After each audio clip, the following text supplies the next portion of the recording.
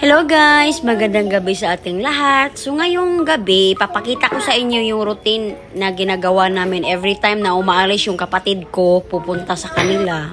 So ayun na nga, hindi madali maging isang ina, tatlo yung anak mo, tapos yung isa iiyak, you want to find a opportunity na makapagtrabaho ka, na makapaghugas ng plato, makapagpakain sa inyong aso, sa inyong pusa, 'di ba? So ngayon ilalagay ko tong anak ko. Oo. Dito sa crib niya, guys. Ayaw na ayaw niya. Gusto lang niya na kakargahin ko siya palagi. Which is not good.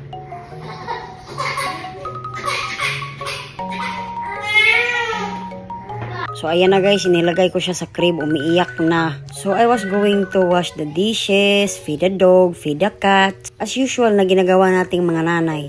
Pero ayan, umiiyak siya. Wala akong magawa guys. Nag-stop ako sa aking ginagawa. Tapos, naghahanap ako ng tiyempo na makatulog siya. Tapos, ayun.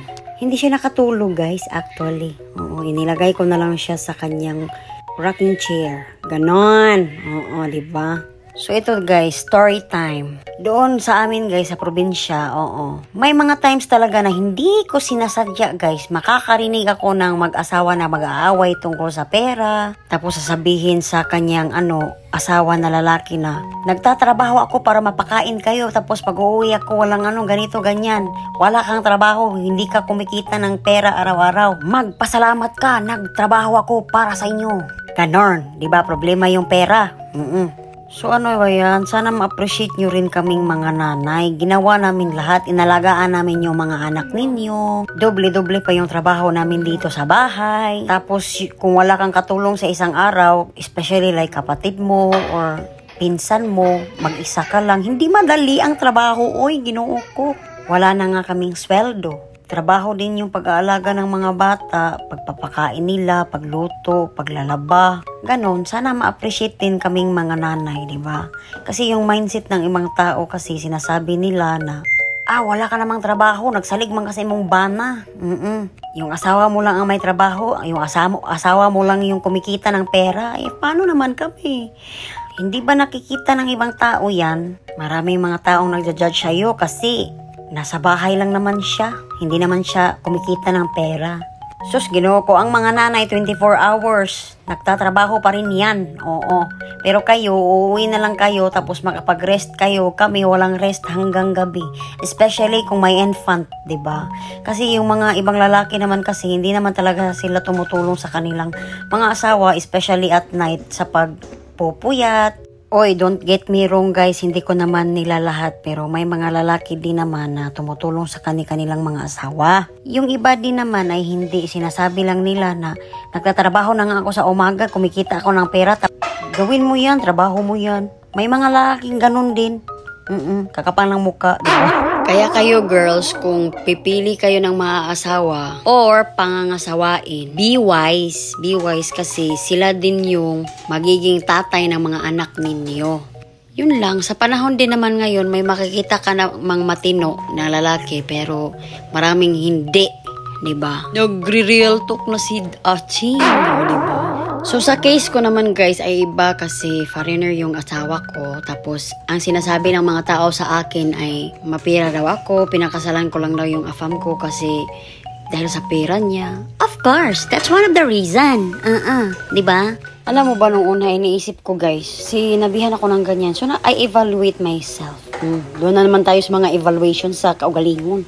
Tinatanong ko yung sarili ko, pinakasalan ko nga ba yung afam ko dahil lang sa pera niya? Napag-isip-isip ko guys, I used to work, Kung masipag ka, you can earn money for yourself. It's not a problem. Pati yung pangingialam mo, buhay ng iba, kina-career na. Diba? Napaka-hassle. Sinasabi nila, sino ka lang naman, napulot ka lang naman sa afam mo. Para ka lang naman langaw na nakatungtong sa kalabaw.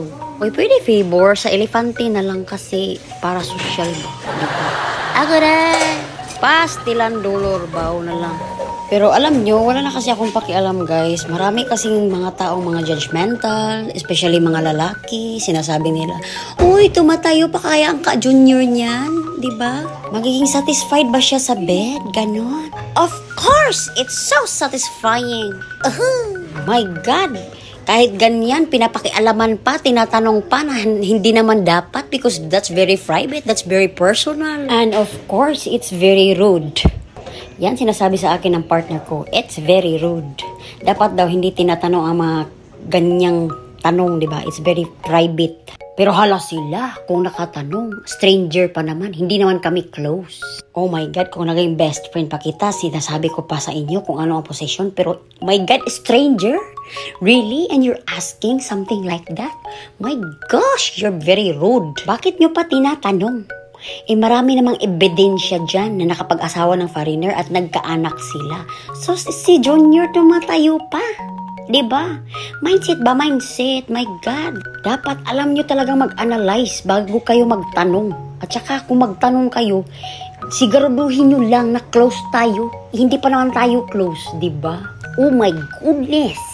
Grabe yung mga tao. Hindi nyo ba nakikita? 3 na yung anak ko. Yes! Tama kayo sa narinig nyo. 3 na po ang anak namin. So kung nagtatanong kayo sa isa, it's a long story. Ayoko nang mag-story-story dyan. Kasi yung story ko, pang MMK guys. Actually guys, marami kami mga nakapag-asawa ng AFAM na binabash. Hindi nyo naman alam kung anong storya ng buhay namin. Kung anong story ng mga buhay namin. Tapos kayo makapag-judge para kayo mga santo na hindi makasalanan. Hindi nyo nga kilala yung tao, ginajudge nyo eh. Sino ka ba? Haha. So ayun na nga guys, salamat kaayo sa pagtanaw sa nga akong mga sugilanon kaning akong suliran. Kini ang akong suliran. Actually guys, wala naman akong pakialam, bahala na kayo, bash ng bash kayo sa buhay ko, wala na akong pakialam. Dadating na talaga sa punto sa inyo na wala na kayong pakialam. Ang importante, healthy kayo, healthy yung mga anak mo, walang sakit-sakit, bahala, wala kayong pera, basta healthy kami Lord, ganon. Yun lang naman hinihiling ko guys. Bahala na yung iba, hindi nyo naman ma-please yung mga tao eh. Importante kung ano ang nangyayari talaga sa loob ng bahay nyo. Yan lang. Thank you so much for watching and God bless you all.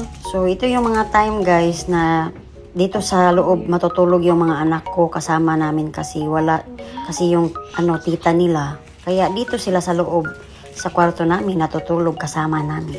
So it's really nice, you know. Gustong-gusto rin naman nila. Importante lang naman, masaya sila, masaya kami. Yun lang. Thank you so much and God bless you everyone.